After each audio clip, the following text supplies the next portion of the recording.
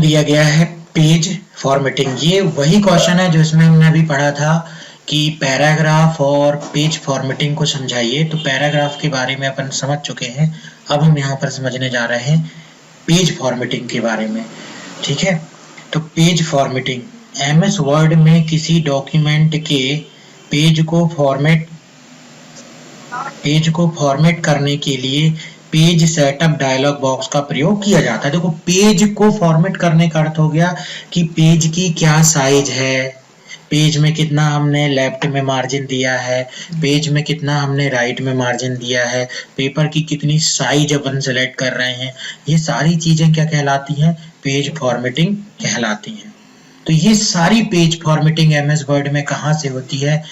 तो इसके लिए पेज सेटअप डायलॉग बॉक्स का प्रयोग किया जाता है। जैसा कि इसमें बताया जा रहा है, इस डायलॉग बॉक्स को फाइल मेन्यू के पेज सेटअप ऑप्शन पर क्लिक करने पर यह डायलॉग बॉक्स दिखाई देता है। इसमें 3 टैब होते हैं। देखिए, मार्जिन टैब है, पेपर टैब है और लेआउट टैब है।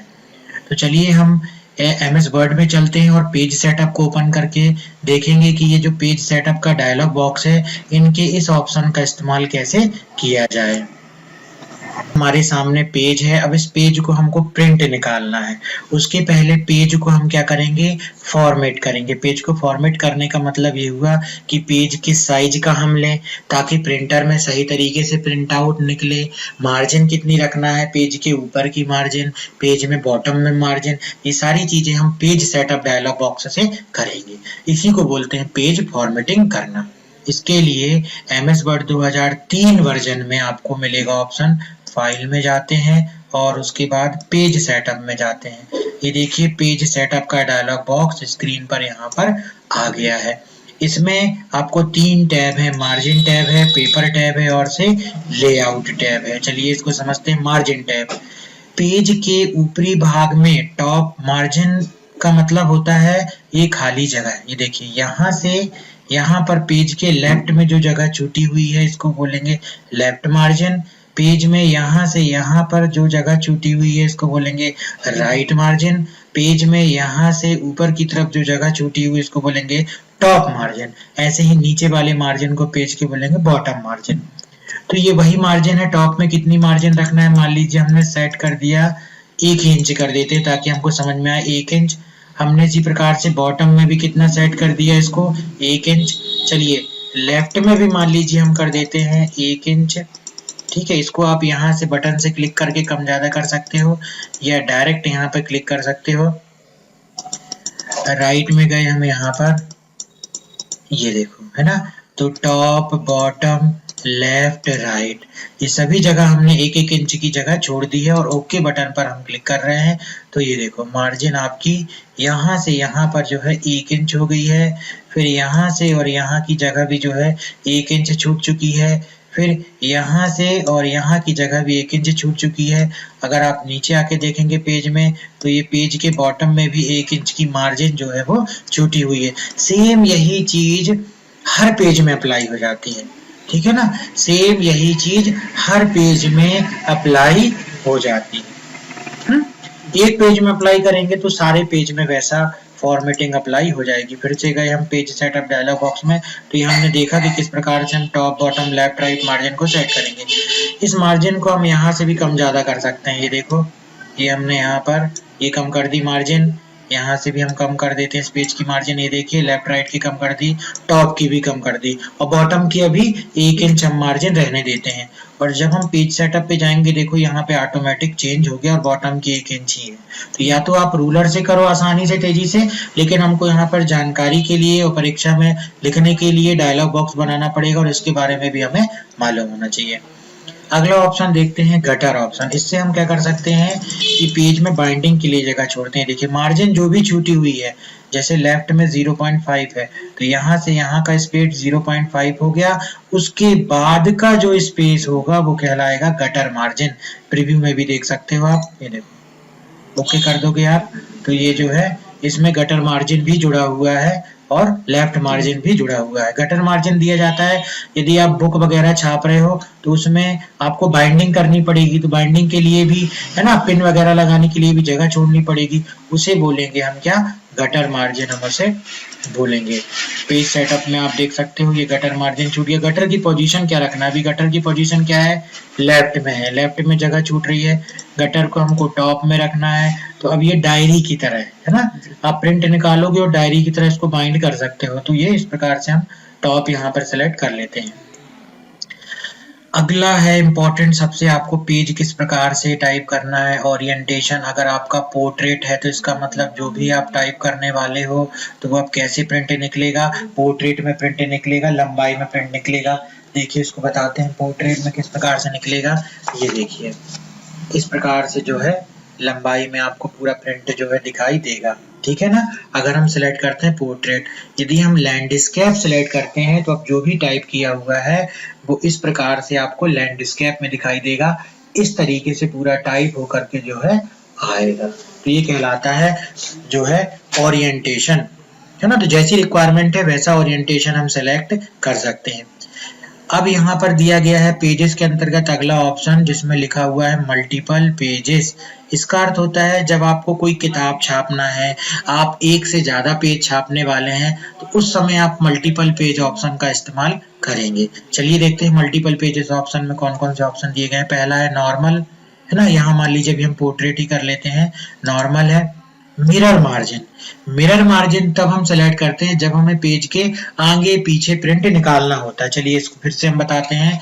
ये इस प्रकार से यदि हमें प्रिंट निकालना था तो इसको बनाने के लिए हमने मिरर मार्जिन का इस्तेमाल किया, और जब मिरर मार्जिन हमने दिया तो क्या होता है, मिरर मार्जिन में देखिए कि इस प्रकार से मार्जिन सेट होता है।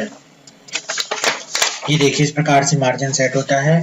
एक होता है आपका, जैसे हमने मिरर मार्जिन किया, आप देखेंगे मिरर मार्जिन में, यहाँ देखिए डायलॉग बॉक्स में, इसमें नॉर्मल में लेफ्ट और राइट लिखता है, और जैसे ही मिरर मार्जिन करते हैं तो यहाँ पर इनसाइड और आउटसाइड कर देता है।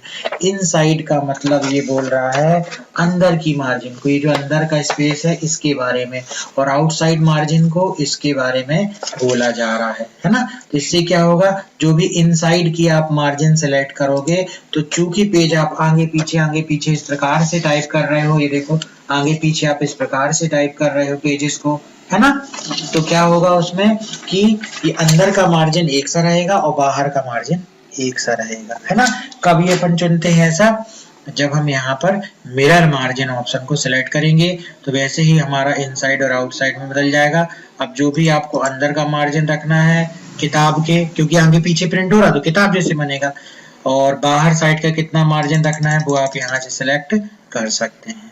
तो मिरर मार्जिन था पहला ऑप्शन। 2 पेजेस पर शीट, इसका अर्थ ये होता है कि जो भी आप टाइप कर रहे हो, अब यहाँ पर जो भी 2 पेज में, जैसे पहले पेज में ये है और दूसरे पेज में जो भी रहेगा आपके प्रिंटर में, जब आप प्रिंट निकालोगे, ठीक है, जब आप प्रिंटर में प्रिंट निकालोगे तो 2 पेज जो है वो एक शीट में प्रिंट होकर के, ठीक है, 2 पेज जो है वो एक शीट में प्रिंट होकर के आएंगे।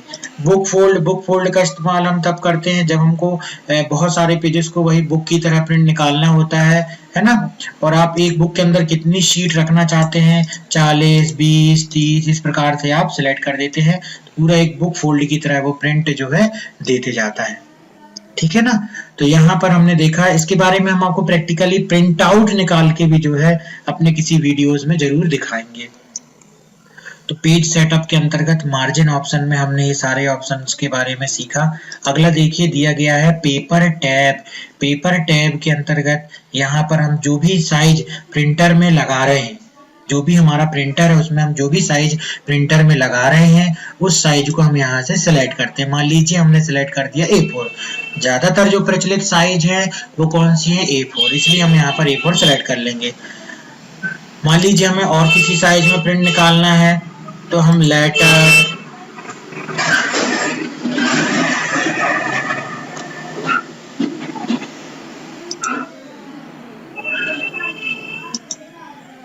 यदि हमें किसी और साइज में प्रिंट निकालना है तो हम यहाँ से लेटर, लीगल और ये सारी चीजों को भी जो है प्रिंट आउट में निकाल सकते हैं।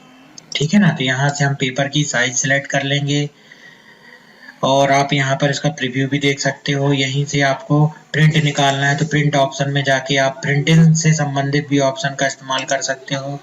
तीसरा टैब दिया गया है लेआउट टैब, है ना, लेआउट एंड सेक्शन स्टार्ट। तो इसके बारे में जब हम सेक्शन के बारे में समझ लेंगे तो ये आपको आसानी से समझ में आ जाएगा। इसके बाद दिया गया हेडर एंड फुटर। तो हमको जब हम हेडर एंड फुटर का क्वेश्चन कर लेंगे, पेज में जो है हेडर ऊपर लगाया जाता है, फुटर नीचे। तो यदि आपको जो सम और विषम पेज है उसमें अलग अलग हेडर और फुटर चाहिए तो आप इसे चेक कर सकते हैं, और पहले पेज में अलग अलग हेडर फुटर चाहिए तो इसे भी आप चेक कर सकते हैं।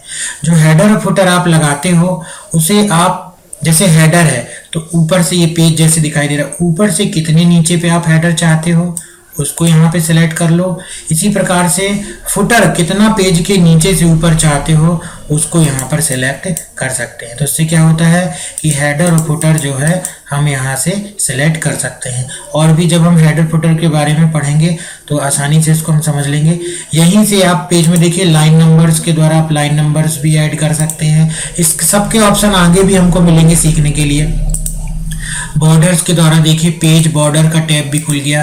ये पूरा पेज बॉर्डर का क्वेश्चन हमको अलग से दिया गया है कि पेज बॉर्डर क्या होता है। तो जब हम पेज बॉर्डर वाले ऑप्शन में आएंगे तब हम सीख लेंगे। तो ये हमने सीखा कि किस प्रकार से पेज की फॉर्मेटिंग की जाती है। पेज की फॉर्मेटिंग का क्वेश्चन भी हमेशा परीक्षा में आता है। पेज सेटअप के बारे में आ सकता है, या जब भी आप वर्क करें कहीं पर भी तो आपको प्रिंट निकालने के पहले पेज की सेटिंग करना बहुत जरूरी होता है। अगला क्वेश्चन दिया गया है एमएस वर्ड में बुलेट्स एंड नंबरिंग को समझाइए। तो चलिए समझते हैं बुलेट्स एंड नंबरिंग का क्या यूज होता है। कई बार हमें ऐसी सूचियां बनानी पड़ती है जिनमें प्रत्येक वस्तु को एक अलग लाइन में किसी विशेष चिन्ह जैसे बड़ा बिंदु या वर्ग के साथ दिखाया जाता है। इन चिन्हों को बुलेट्स और ऐसी सूचियों को बुलेट लिस्ट कहा जाता है। इसी प्रकार जब हम वस्तुओं को क्रम संख्याओं में दिखाते हैं तो उस सूची को नंबर लिस्ट कहा जाता है। एमएस वर्ड में बुलेट लिस्ट और नंबर लिस्ट बनाने के लिए देखिए इस डायलॉग बॉक्स का इस्तेमाल किया जाता है। जो भी लिस्ट है आप उस लिस्ट को सिलेक्ट करिए और जैसे ही आप जिस भी बुलेट में सिलेक्ट करेंगे वैसी बुलेट बन जाएगी। इसी प्रकार अगर आपको नंबरिंग बनानी है तो नंबर्ड में जाइए और नंबर्ड में जो भी नंबर आप सिलेक्ट करेंगे वैसी नंबरिंग लिस्ट में आ जाएगी। इसको यदि आप प्रैक्टिकल देखना चाहें तो मान लीजिए हमने यहाँ पर कुछ कोर्स की लिस्ट जैसे बना रहे हैं। इस प्रकार से हम यदि कुछ कोर्स की लिस्ट बना देते हैं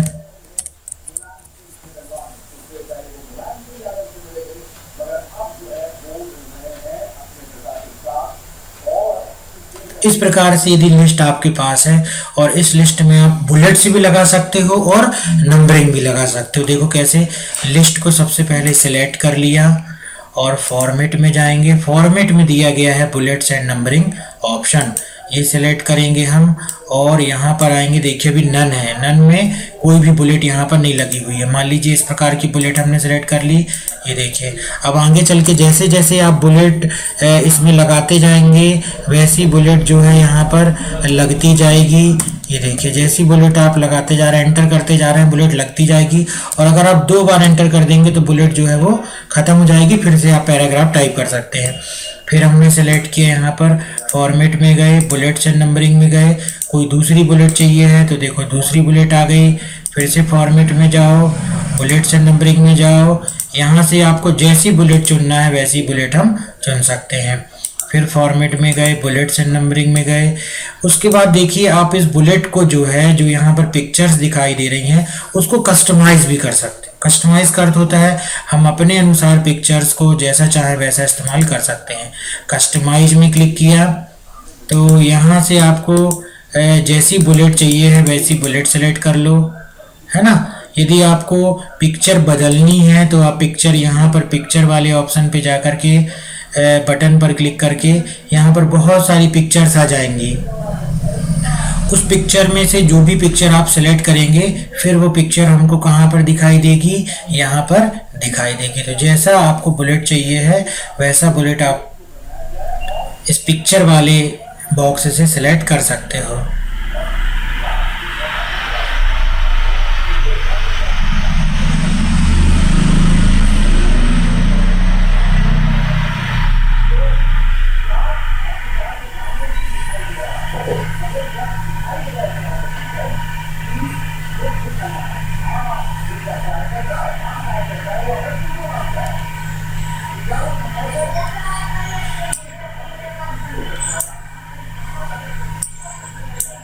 ये देखिए ये पिक्चर का यहाँ पर दिखाई दे रही है।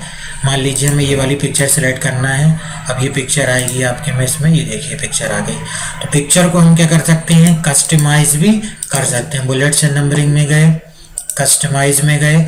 अब यदि आपको पिक्चर नहीं, आपको कोई कैरेक्टर लगाना है तो ये देखिए सारे जो हैं फॉन्ट के कैरेक्टर दिखाई दे रहे हैं। जो भी कैरेक्टर लगाना है कैरेक्टर को भी आप लगा सकते हो। ये देखो है ना, डिज़ाइन के रूप में आप कैरेक्टर लगा सकते हैं, पिक्चर लगा सकते हैं। फिर से हम फॉर्मेट में जाते हैं, यहाँ पर बुलेट्स एंड नंबरिंग में जाते हैं, कस्टमाइज में क्लिक करते हैं।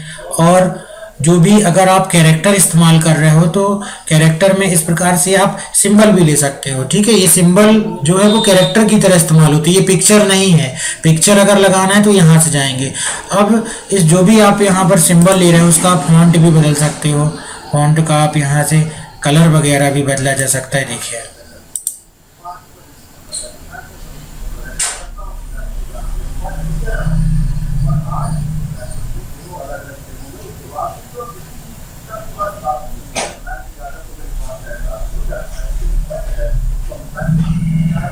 अब क्या होगा, यहाँ से अपन ने जैसे कलर सेलेक्ट किया उसको बोल्ड भी कर सकते हैं, साइज वगैरह भी अपन बढ़ा सकते हैं उसका। तो ये देखो जो कैरेक्टर आपने चुना हुआ है उस कैरेक्टर पे इफेक्ट पड़ेगा और वो कैरेक्टर यहाँ से चेंज हो जाएगा। तो ये बुलेट्स एंड नंबरिंग में वर्क करते समय हमको देखा हमने कि जब हम बुलेट लेते हैं, इसको बोलते हैं बुलेट। ठीक है, इसको हम कस्टमाइज बटन में जाके कस्टमाइज भी कर सकते हैं। देखो, do you want to reset the gallery position in the default setting.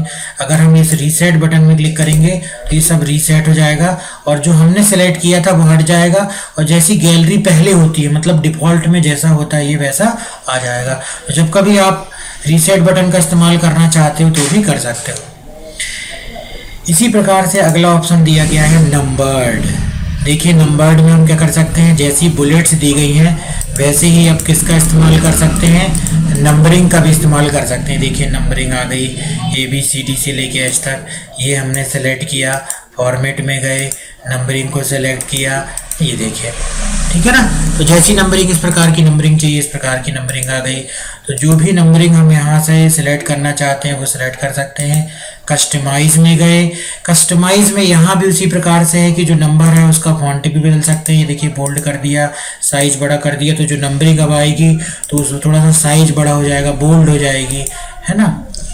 और यदि हम फिर से नंबरिंग में जाएंगे, इसकी देखिए पोजीशन भी, नंबर की स्टाइल कैसी चाहिए आपको, ये देखिए इतने प्रकार से। मान लीजिए हमने फर्स्ट सेकेंड थर्ड कर दिया तो ये देखिए अभी फर्स्ट सेकेंड थर्ड लिखेगा। तो बुलेट्स एंड नंबरिंग में सारे आपको तरीके दिए गए हैं, जो भी तरीका आप इस्तेमाल करना चाहें बड़े आसानी से आप इस्तेमाल कर सकते हैं। टैब स्पेस आफ्टर, ठीक है ना। और आपको कहाँ पर रखना है, सेंटर में, ये जो टेक्स्ट है वो सेंटर में कि लेफ्ट में कि राइट में, ये देखिए आपको किस प्रकार से इसकी पोजीशन रखना है, इनके बीच का स्पेस कैसे आपको सेट करना है, ये सारी चीज़ें आप यहाँ से जाकर के जब कस्टमाइज में क्लिक करेंगे तो ये कस्टमाइज में क्लिक करने के बाद इन ऑप्शंस का इस्तेमाल करके हम ये सारी चीज़ों को भी चेंजेस कर सकते हैं। इसी प्रकार से बुलेट्स एंड नंबरिंग में देखेंगे अगला ऑप्शन दिया गया है आउटलाइन नंबर्स। तो बहुत सारी चीजों में आपने लिस्ट में देखा होगा कि एक मुख्य हेडिंग हो गई, मुख्य हेडिंग के बाद उसके अंतर्गत सब हेडिंग हो गई, फिर उसके अंतर्गत एक सब हेडिंग हो गई। तो कैसे हम जो है उस हेडिंग्स में नंबरिंग को देंगे वो हम यहाँ पर सीखते हैं। उसके लिए हम आउटलाइन नंबर का इस्तेमाल करेंगे। देखिए जैसे हमको मान लीजिए अब DCA में है, पहले तो इसको हम हटा देते हैं, सिलेक्ट करते हैं, बुलेट्स एंड नंबरिंग में जाके अभी हमने इसको नन कर दिया।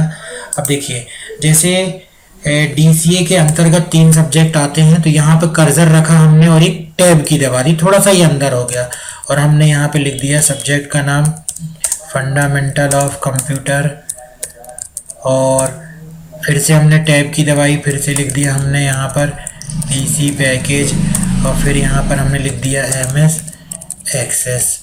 इसी प्रकार से PGDCA के सब्जेक्ट लिखना है यदि हमको, तो इसको अभी हम सिलेक्ट करते हैं, कॉपी कर लेते हैं और यहाँ पर आकर यदि हम पेस्ट कर लेते हैं और यहाँ पर हम लिख देते हैं ऑपरेटिंग सिस्टम भी इसमें जोड़ दिया। आप देखिए तो ये मेन हेडिंग हो गई, उसके अंदर की सब हेडिंग हो गई। इसके अंदर भी कुछ लिखना है तो भी आप दे सकते हो। अब देखिए इसमें नंबरिंग कैसे देंगे, सिलेक्ट करेंगे, फॉर्मेट में जाएंगे, बुलेट्स एंड नंबरिंग में, आउटलाइन नंबर में, जो भी स्टाइल आप चुनना चाहो, मान लीजिए पहली स्टाइल ही चुनते हैं, ओके करते हैं, तो ये देखो पहला कोर्स DCA। तो जो अंदर की सब हेडिंग्स थी अब उसकी लिस्ट जो है इस प्रकार से आ गई, आउटलाइन नंबर्स, ठीक है, एक मेन नंबर हो गया, एक उसके अंदर का नंबर्स हो गया। तो इस प्रकार से जो है हम अब इसको चेंज भी करना है, सिलेक्ट करेंगे, बुलेट्स एंड नंबरिंग में जाएंगे। ये देखिए आपको कोई भी स्टाइल आप चुन सकते हो, हमने मान लीजिए ये ले लिया, ओके कर दिया। देखिए तो 1 ये हो गया, 1 के अंदर एक सब्जेक्ट हो गया 1.1.1, फिर ये हो गया 1.1.2, फिर ये हो गया 1.1.3। तो इस प्रकार से हम जो है आउटलाइन नंबर का इस्तेमाल भी कर सकते हैं। बुलेट्स एंड नंबरिंग में जो है तीसरा ऑप्शन दिया गया है लिस्ट स्टाइल। तो ये लिस्ट स्टाइल दी गई है कि जो यहाँ की लिस्ट है उसको आप यहाँ के द्वारा जो है कस्टमाइज कर सकते हैं, मॉडिफाई कर सकते हैं, मॉडिफाई पे जाकर के, ठीक है। तो जब आप इसको इस प्रकार से, जब आपकी लिस्ट जैसी होगी, जब आपको लिस्ट को इस्तेमाल करना होगा तब भी आप जाकर के बड़े आसानी से इसको कर लेंगे। तो इस प्रकार से हमने देखा कि बुलेट्स एंड नंबरिंग का इस्तेमाल करके हम बुलेट्स और अपने डॉक्यूमेंट में नंबरिंग को लगा सकते हैं।